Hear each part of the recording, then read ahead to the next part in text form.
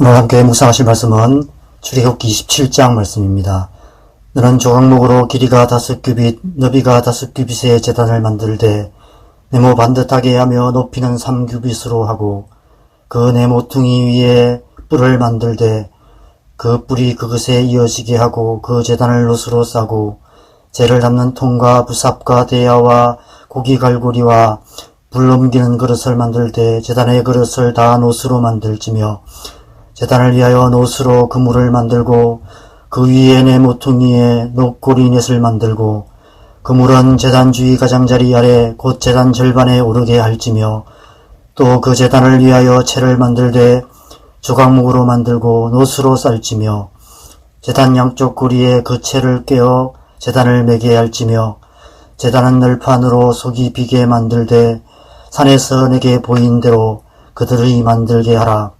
너는 성막에 뜰을 만들지니 남쪽을 향하여 뜰 남쪽에 너비가 100규빗의 세마포 휘장을 쳐서 그 한쪽을 당하게 할지니 그 기둥이 서물이며 그 받침 서물은 놋으로 하고 그 기둥의 갈고리와 가름대는 은으로 할지며 그 북쪽에도 너비가 100규빗의 포장을 치되 그 기둥이 서물이며 그 기둥의 받침 서물은 놋으로 하고 그 기둥의 갈고리와 가름대는 은으로 할지며 뜰의 옆 곧 서쪽에 너비 신규빗의 포장을 치되 그 기둥이 열이요 받침이 열이며 동쪽을 향하여 뜰 동쪽의 너비도 신규빗이 될지며 무늬 쪽을 위하여 포장이 15규빗이며 그 기둥이 셋이요 받침이 셋이요 또 저쪽을 위하여도 포장이 15규빗이며 그 기둥이 셋이요 받침이 셋이며 뜰문을 위하여는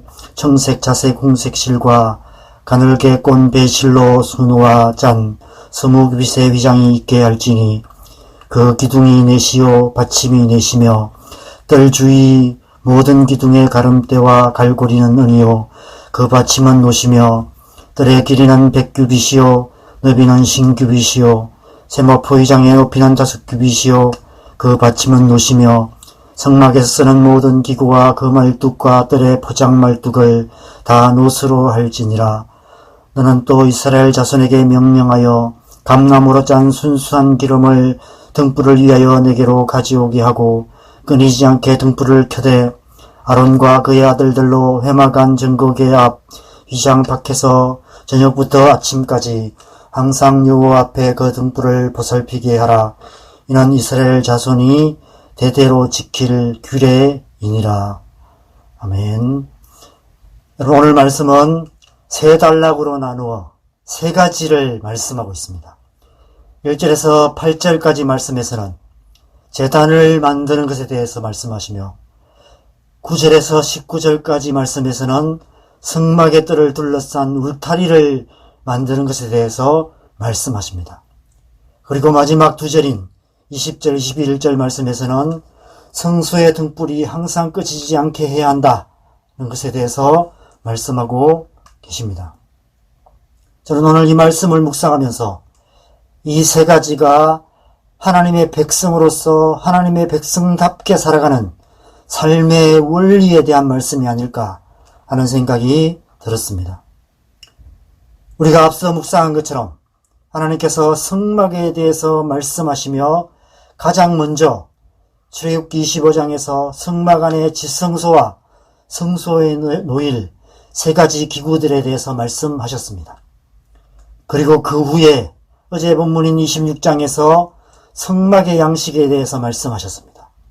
이 두 장의 말씀을 연결하면 하나님의 백성들이 어떤 존재인지 그 정체성을 말씀하시는 말씀이 됩니다. 하나님의 백성이란 그 안에 거룩하신 하나님께서 임재하시는 하나님의 성막과 같은 존재라는 것입니다. 우리 안에 거하시는 성령으로 말미암아 우리의 육체가 삼위일체 하나님께서 임재하시는 하나님의 성막이 된다는 것입니다. 이 세상 사람들과는 완전히 다른 하나님의 사람, 하나님이 거하시는 하나님의 백성이 된다는 것입니다. 그래서 우리는 이 세상 사람들과 완전히 다르게 살아야만 합니다. 하나님의 백성으로서 하나님의 백성답게 살아야 하는 것입니다. 옛사람의 행위와 습관을 벗어버리고 이 세상이나 세상에 있는 것들에 마음 빼앗기지 않고 오직 하나님의 나라와 그 일을 구하는 거룩한 삶을 살아야만 하는 것입니다. 어떻게 그렇게 살 수 있을까요? 오늘 본문은 우리에게 그 삶의 비밀을 말씀해주고 있습니다. 먼저 오늘 본문 27장 1절에서 8절까지 말씀에서는 성막 바깥들에 놓일 제단에 대해서 말씀하십니다. 제단과 제단을 메어 옮길 때 쓸 그 채를 조각목으로 만들고 노수로 입히라 라고 말씀하시고 여러 가지 어떤 기구들을 노수로 만들라라고 말씀하십니다. 왜 이런 제단이 필요했을까요?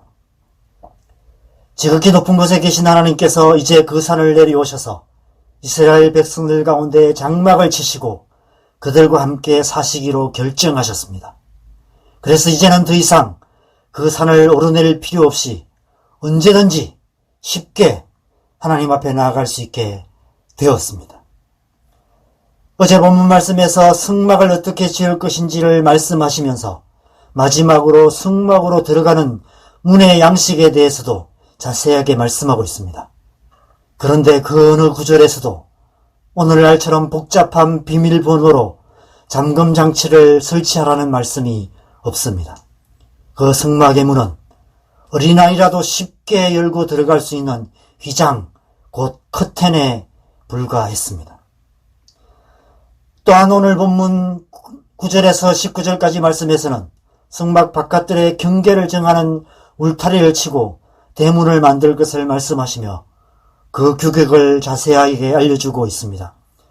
18절 말씀을 보면 뜰의 길이는 100규빗이요 너비는 50규빗이요 세마포 휘장의 높이는 5규빗이다 라고 말씀하고 있습니다. 한 규빗을 약 50cm 정도로 생각한다면 성막을 둘러싸는 가로 약 50m, 세로 약 25m 정도의 울타리를 만들고 그 울타리 높이를 약 2.5m 정도, 2m 50cm 정도로 하라고 말씀하고 있는 것입니다. 2m 50cm 정도의 높이의 울타리라면 아무나 쉽게 그 안을 들여다보거나 쉽게 뛰어넘을 수 없는 높이입니다. 그러나 그 역시도 그 어떤 전기장치나 철조망이나 세콘 같은 보안장치가 없는 세마포 휘장으로 만들어진 울타리를 만들라고 말씀하신 것입니다. 마음만 먹으면 누구든지 뜯고 들어갈 수 있는 그런 울타리였습니다. 그럼에도 불구하고 아무도 함부로 그 성막 안으로 들어갈 수 없었습니다. 왜 그럴까요? 답은 분명합니다. 죄 때문입니다. 하나님과 우리 사이를 가로막고 있는 죄 때문입니다. 그 죄의 문제를 해결하지 않으면 그 누구도 그 휘장을 열고 그 성전 안으로 들어갈 수 없었습니다. 죄의 삭신, 죽음을 당하게 되기 때문입니다. 그래서 아무나 아무 때나 함부로 성막 안에 들어가 하나님을 만날 수 없었습니다. 심지어 제사장이라도 그렇게 할 수 없었습니다. 죄의 문제를 해결해야만 그 안에 들어갈 수 있었습니다. 하나님께서 가까이 오셨지만 우리가 그 하나님께 가까이 갈 수 없었던 것입니다. 그래서 오늘 본문은 가장 먼저 성막들의 제단을 만들 것을 말씀하십니다. 제단을 통해 속죄의 제사를 드림으로 우리의 죄의 문제를 해결하여서 성막 안으로 들어가 하나님을 가까이 할 수 있는 길을 만들라라고 말씀하시는 것입니다. 그런데 오늘 말씀해 보면 그 제단을 조각목으로 만들고 노수로 싸라고 말씀하고 있습니다. 25장에서 성막 안의 기구들의 주 재료는 조각목과 순금이었습니다. 그런데 성막 바깥 뜰에 놓일 제단과 기구들의 주 재료는 조각목과 노수로 하라고 말씀하고 있습니다. 왜 순금이 아닌 노수로 하게 하셨을까요? 우리가 아시다시피 노선, 금처럼 빛나지만 그러나 주기적으로 깨끗하게 닦아서 광택을 내지 않으면 변색이 되고 녹이 슬어 빛을 잃어버리게 됩니다. 제단을 노수로 싸고 성막에 쓰는 기구들을 노수로 만드는 것은 성막 바깥들, 즉 이 세상 속에서 살아가는 동안 세속에 때묻고 더럽혀지기 쉬운 우리의 마음과 생각을 깨끗하게 닦아내는 삶을 살아야 한다는 의미인 것 같습니다. 곧 회개하는 삶을 말하는 것입니다. 오늘 말씀에서 성막 바깥들의 제단이 우리에게 말씀하시는 것은 하나님의 백성다운 삶을 살아가는 첫 번째 원리가 회개하는 삶이다 라고 말씀하시는 것입니다. 여러분 아십니까? 죄의 문제를 해결할 수 있는 유일한 길은 오직 회개뿐입니다. 제단 위의 속죄의 제물의 피 흘림을 통한 회개의 제사로만 우리는 죄사함을 받을 수 있고 그제서야 비로소 성막 안 성소에 들어가 지성소에 임자여 계시는 거룩하신 하나님 앞에 가까이 나갈 수 있게 되는 것입니다. 그러므로 성소 밖들의 제단은 하나님 앞에 나아갈 수 있는 유일한 길이 되는 것입니다. 그 제단을 통하지 않고는 그 누구도 심지어 제사장이라 해도 하나님 앞에 가까이 나아갈 수 없는 것입니다. 그 제단은 곧 예수 그리스도의 십자가를 의미합니다. 그래서 예수님께서는 요한복음 14장 6절 말씀에서 내가 곧 길이요 진리요 생명이니 나로 말미암지 않고는 아버지께로 올 자가 없느니라 라고 말씀하시며 십자가에서 속죄의 피를 흘리신 것입니다.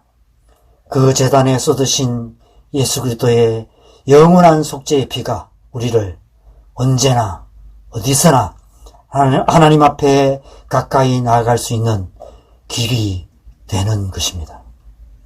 누구든지 언제든지 예수 그리스도의 십자가 앞에서 자신의 죄를 회개할 때 예수 그리스도의 보혈이 우리를 깨끗하게 하셔서 그 하나님의 의자의 은혜의 보좌 앞에 담대히 나아갈 수 있게 하시는 것입니다.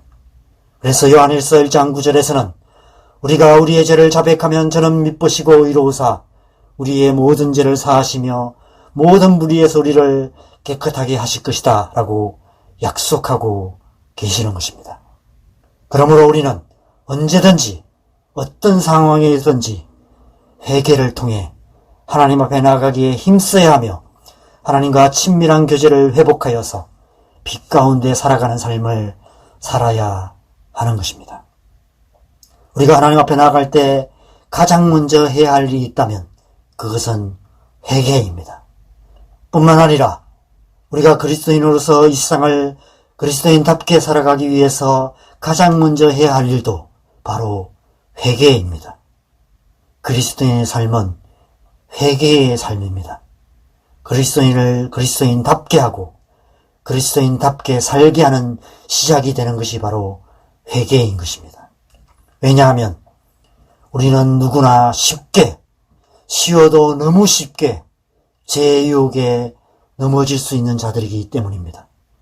선줄로 생각하는 자는 넘어질까 조심하라 라는 사도 바울의 경고처럼 하루에도 수십 번씩 70번씩 7번이라도 넘어지기 일수인 연약한 자들이기 때문에 그렇습니다.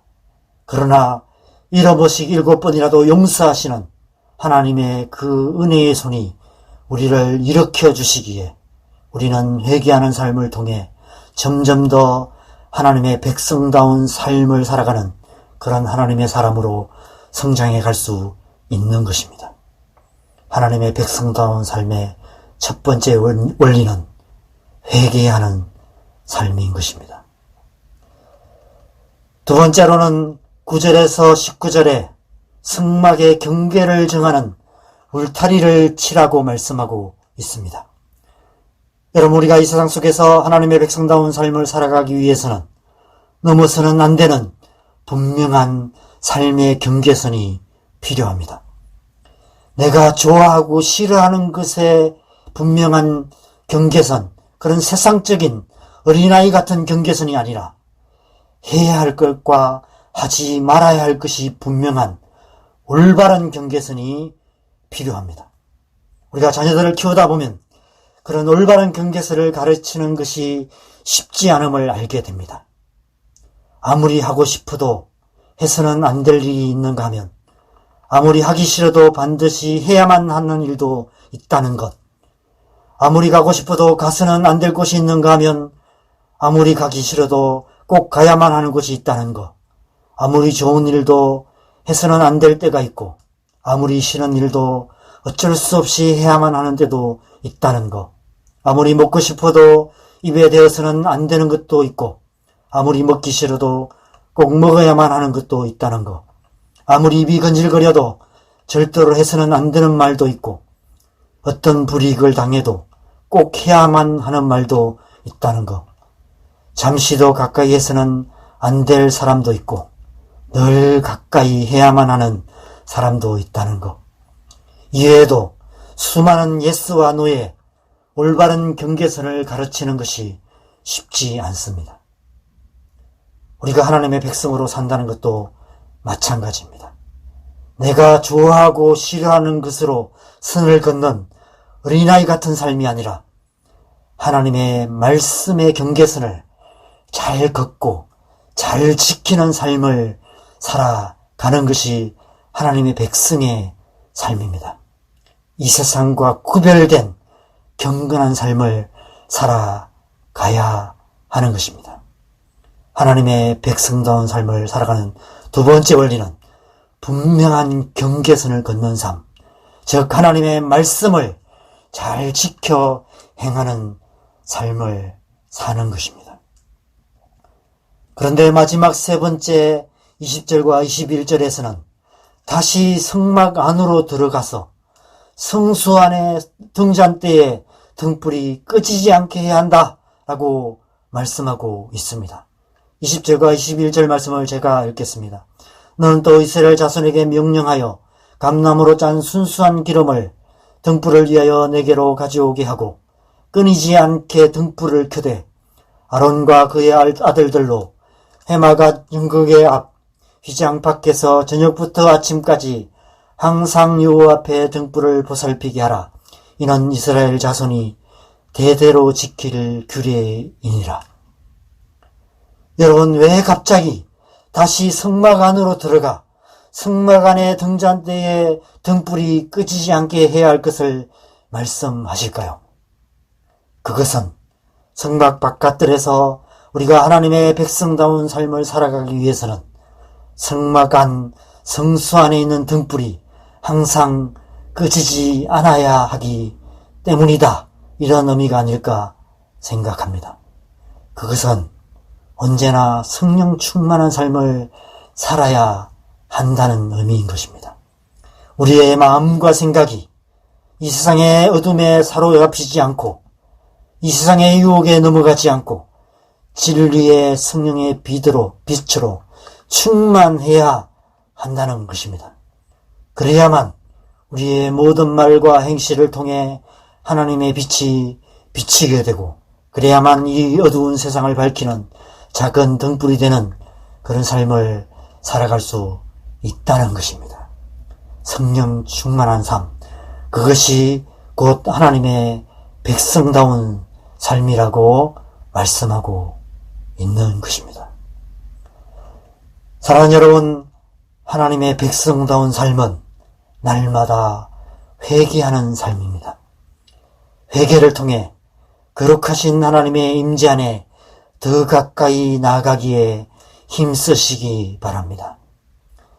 하나님의 백성다운 삶은 선을 지키는 삶입니다. 하나님의 말씀을 주야로 묵상하고 그 말씀을 지켜 행하기에 힘쓰시기 바랍니다. 하나님의 백성다운 삶은 성령 충만한 삶입니다. 우리의 마음과 생각이 진리의 성령의 빛으로 충만하여 우리의 모든 말과 행실이 어두운 세상을 밝히는 작은 등불이 되는 삶을 살아가시기 바랍니다. 그러한 삶을 통해 하나님 나라를 이루어가는 것이 곧 하나님의 백성다운 삶이다라고 말씀하고 있는 것입니다. 그런 하나님의 백성다운 삶을 통해서 우리의 삶 속에 하나님 나라를 이루어가는 저와 여러분 되시기를 주님의 이름으로 간절히 축원합니다. 함께 기도하겠습니다. 하나님, 우리를 하나님의 백성으로 부르시고 하나님의 백성다운 삶을 살도록 우리에게 성령을 주시고 그 성령의 은혜로 말미암아 날마다 우리가 우리의 죄를 회개하고 하나님의 말씀을 주야로 묵상하며 그 가운데 기록된 대로 지켜 행함을 통해서 이 어두운 세상을 밝히는 빛된 삶을 살아가는 하나님의 백성으로 살아가게 하시는 것을 감사합니다. 날마다 성령 충만하여서 오늘 하루도 우리가 빛된 삶을 통해서 우리의 모든 말과 행실로 우리의 주변, 우리의 어두운 세상을 하나님의 말씀의 빛으로 밝히는 그런 하나님의 백성으로 살아갈 수 있도록, 하나님의 백성다운 삶을 살아갈 수 있도록 은혜 베풀어 주시옵소서. 그래서 우리의 가정이, 우리의 직장이, 우리가 살아가는 이 세상이 하나님의 나라로 가득 차는 그런 우리의 삶 될 수 있도록 축복하여 주시옵소서. 우리에게 그 은혜로 함께 하시는 좋으신 주님을 찬양합니다. 감사와 찬양을 드립니다. 예수님의 이름으로 기도합니다. 아멘.